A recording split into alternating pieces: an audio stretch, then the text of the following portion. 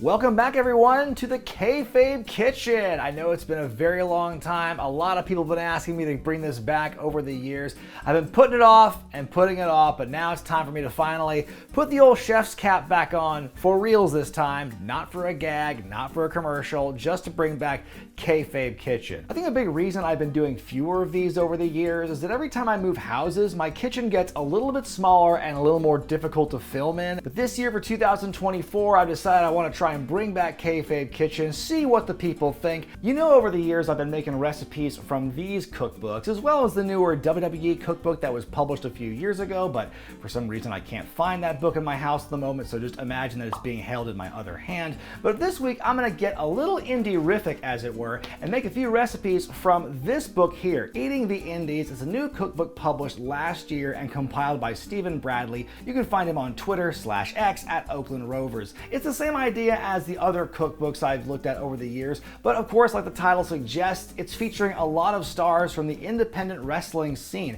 Some you may have heard of, others you might not. You got recipes from folks like Billy Starks, Effie, Kevin Gill, Masha Slamovich, and tons more. The recipes all include bios about the personalities. You get to learn more about them. Now, I have to admit, my old man eyes have a hard time looking at some of the formatting on this book for like the text over the gritty picture in the background. It might not be the most aesthetically pleasing layout in the world for this cookbook, but hey, that's the spirit of independent wrestling right there. There's so many delicious looking recipes to choose from in this book, it's hard just to choose one. So this week, I'm gonna do 3 quick and easy ones, starting with Jeff Cannonball's vegan mini meatloaf. Now, Cannonball is well known in the deathmatch circuit, a lot of bloody and violent battles, but as we all know, looks can be deceiving. Cannonball is a staunch vegan, and let's see how his recipe fares. For this one, we're getting water, barbecue sauce, ketchup and mustard, garlic powder, and a pound of Beyond Beef. Impossible works fine as well, and we get some pork-flavored stovetop. First, we mix everything up but the fake beef, then we add it to the mixture and throw it all in the oven in a cupcake tin at 375 degrees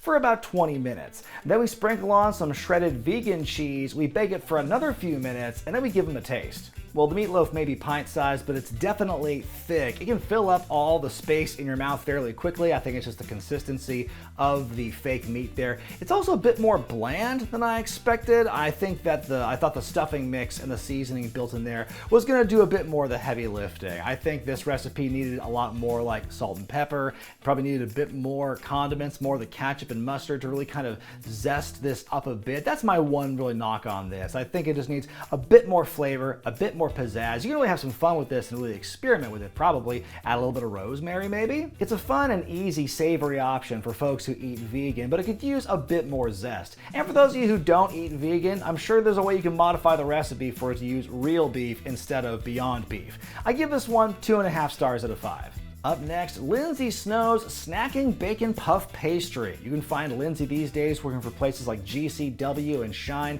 Let's try this one. We'll need a pound of bacon, a tube of crescent roll dough, some maple syrup, and 3/4 of a cup of brown sugar. For starters, I'm gonna try and flatten and stretch out the whole thing of dough as best as I can and try and keep it into one sheet. You pinch the dough together at the seams. Yes, I know I'm not doing a great job. Please don't bother pointing that out. Next, I'm gonna cut the bacon into smaller pieces, but not too tiny, maybe about halves and quarters, and then cook it up. It looks a little underdone now, but keep in mind we're gonna cook it more in the oven. Now I'm gonna drizzle some of that syrup onto the dough, some of the brown sugar, then I'll pile the bacon pieces over that, then the rest of the syrup, then finally the rest of the sugar.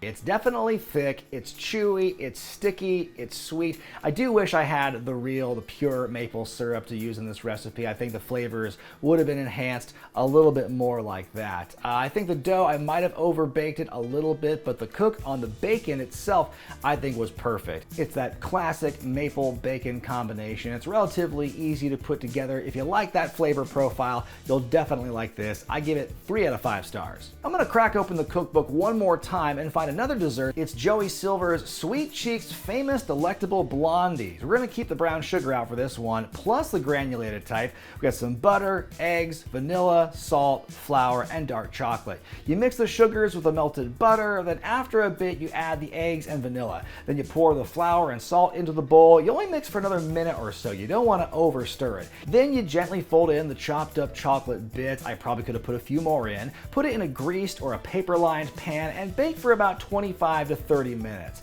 Okay, here goes nothing. These are really tasty. My favorite recipe of the day by far, but hey, I got a bit of a sweet tooth. I probably could have used a little more chocolate like I said earlier. That's definitely my favorite part of this. It's a yummy golden sweet treat, and I'm gonna give it 4 out of 5 stars. So that's just a small preview of what you can find in Eating the Indies, a wrestling cookbook. Go check it out now. It is on Amazon if you're curious. And hey, if you do own this book already, what recipes are your favorites? Which do you think I should try here on Kayfabe Kitchen? Let me know in the comments. Like I said, there are a lot of good looking recipes here I cannot wait to dive into. And while we're at it here on the Kayfabe Kitchen, there's gonna be more from this. There's gonna be more from WWE cookbooks. And I really wanna open up this book for the first time, Eat Like a Luchador. This is a really neat cookbook I'm very excited to explore here on the series. But what do you think about the return of Kayfabe Kitchen? Let me know in the comment section below. I'm Chef Brian Zane. It's good to be back here in the kitchen, and I'll see you next time.